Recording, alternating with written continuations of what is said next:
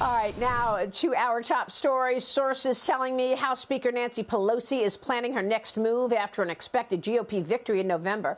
Pelosi wants President Biden to nominate her to become the next U.S. ambassador to Italy after the GOP takes the House majority in the midterms. Sources told me this weekend President Biden is holding the spot for the speaker, which is one reason he has yet to fill the position since taking office. Speculation earlier this year that a Pelosi ally and former Wall Street executive wanted the job has shifted. With increasing likelihood, the GOP takes the majority. No clarity yet on how a new Senate will react to a Pelosi nomination, but there was a mixed reaction to her in the role from the sources I spoke with this week in the U.S. and Italy. So far, 101 Biden ambassador nominees have been confirmed by the Senate, but Biden has been slow to name ambassadors to several countries, including Italy. About a quarter of the 194 ambassador positions are currently without a Senate-confirmed official. They include Saudi Arabia, Kuwait, the UAE, India, Brazil, Ukraine, Afghanistan, among others. Presidents typically reserve ambassador posts in the most desirable locations for the people who have helped propel them to the White House, such as political operatives and donors. The ambassador's residence in Rome is quite impressive. Villa Taverna boasts a pool, private gardens, and a 3-story wine cellar. We reached out to Speaker Pelosi's office for comment and have not heard back. Joining me right now is Florida Senator Rick Scott. He is a member of the Homeland Security, Armed Forces, and Budget Committees. He's also the NRSC chairman. Senator, it's great to have you this morning. Thanks so much for joining me. It's great to be with you, Maria. Thanks you do a great job. Thank you. We are all watching 63 days before the midterm elections, and we want to know what will happen with the Senate. Let me get your take on what a Pelosi nomination for U.S. ambassador to Italy would mean. Do you think she would pass muster in the Senate, or does she want even bigger than that? One source said to me, yeah, that's what has been talked about between Pelosi and Biden, but she wants even bigger. She wants to be Secretary of State. First, take on the ambassador to Italy. Do you think she would get it? I think she'd have a hard time in either position. I think that she has been such a partisan person that I think it would be very difficult for Republican senators to say she would do a great job at this. I mean, it's just, you know, she's become so partisan year after year, worse and worse. As Speaker, she's been horrible. Well, let's talk about what's going on with President Biden using Labor Day speeches in Wisconsin and Pennsylvania to attack Republicans again, talking about partisan, Senator. He's even taking a shot personally at you in the Senate. Let's take a listen. The biggest contrast from what MAGA Republicans, the extreme right, the Trumpies, they want to go to Congress. These MAGA Republicans in Congress are coming for your Social Security as well. So your first paycheck, you've been paying for Social Security. Well, guess what? The guy heading up the Republican Campaign Committee for the United States Senate, Senator Scott from the South, and the guys whose home state I just left in Wisconsin, these guys don't even think Social Security should be guaranteed. They want it on the ballot box, on the ballot every 5 years. Senator, your response. Well, first off, it's the first time he actually has an idea where my state is. He still can't get my state right. But here's the deal. Joe Biden, when he was in the Senate, proposed many times cutting Social Security and Medicare. Actually, every Democrat in the Senate and in the House just voted to cut $280 billion out of Medicare, which is going to make it more difficult for you to get life-saving drugs.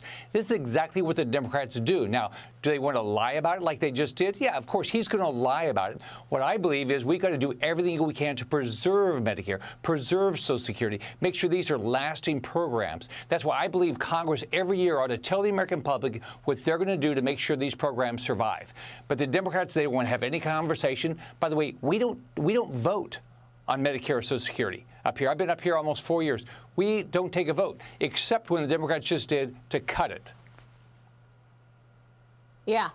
Well, you know, one issue with the Republicans that I've noticed is that they can't seem to get on the same page. I mean, it doesn't matter if it's a progressive Democrat, a moderate Democrat, they all get on the same page, and they will get things done as a result, even though they're fighting in the background. Tell me about that. You've got Mitch McConnell coming in, attacking the quality of the candidates in the Senate race, throwing out there so all the public can see that he doesn't even have confidence that the Senate is going to win. Then you have you coming out and saying you should not have said that. Is there unity, and how are you going to put on a unified face so you could actually win this thing in the Senate in November? Well, here's what's great. We actually have great candidates. You look at the background of these people. Take J.D. Vance as an example. They did a movie about his life. He understands the problems of drug addiction. Mehmet Oz, a world-renowned surgeon, the best talk show host in healthcare in the world. We've got great candidates all across the country. Now, we've got to raise our money. And by the way, every one of our Republican candidates, guess what? They believe in a secure border. They believe in lower taxes. They believe that a parent ought to control the education of their kids. They believe in funding the police. So actually, we are very unified, and I believe everybody's going to work together to raise the money and make sure we win. And then when we get a majority, I think it's very important we tell the American public exactly what we're going to do. But I know I'm talking to these candidates every 2 or 3 days. They have agendas. They are hell bent on changing this country, and they're going to come up here and be a force. We're going to win the majority. They're going to be a force of good and change this country in the right direction. So before that, you've got a very compressed legislative agenda for the month of September.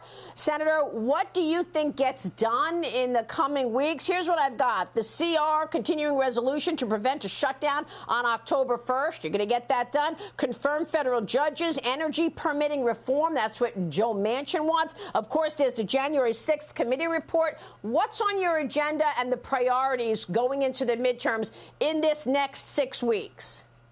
In my job to represent the state of Florida, what I want to do is I want to figure out how do we stop this wasteful spending? How do we stop this student loan bailout, which is so unfair? People that have paid off their student loans or worked so they didn't have to have student loans or never went to college are paying off loans for doctors and lawyers. I want to stop that. I want to stop this 87,000 new IRS agents. I want to make sure let's pass a real budget. And let's figure out how we will balance the budget. That's what I want to focus on up here. This idea that the Democrats want to just keep spending money. We've got to stop this. That's why we have this unbelievable inflation right now. And if the Democrats keep this up, I don't know how anybody's ever going to be able to retire because they're not going to be able to afford it. Yeah, but can you stop it, Senator? Look, we know that Joe Biden wants $80 billion for 87,000 new IRS agents. We're all expecting that we're going to see American families get audited across the board next year. Can you really be able to stop it? You're in the minority. If everybody watching your program calls their senator and says, you need to figure out how to stop these 87,000 new IRS agents, you need to stop this bailout on student loans, you need to stop wasting money. If everybody calls, they'll do it. All right, Senator, we'll be watching all of that. Thanks very much for being here this morning. Senator Rick Scott in Florida. Thanks, Maria. Thank you so much, sir. Bye-bye.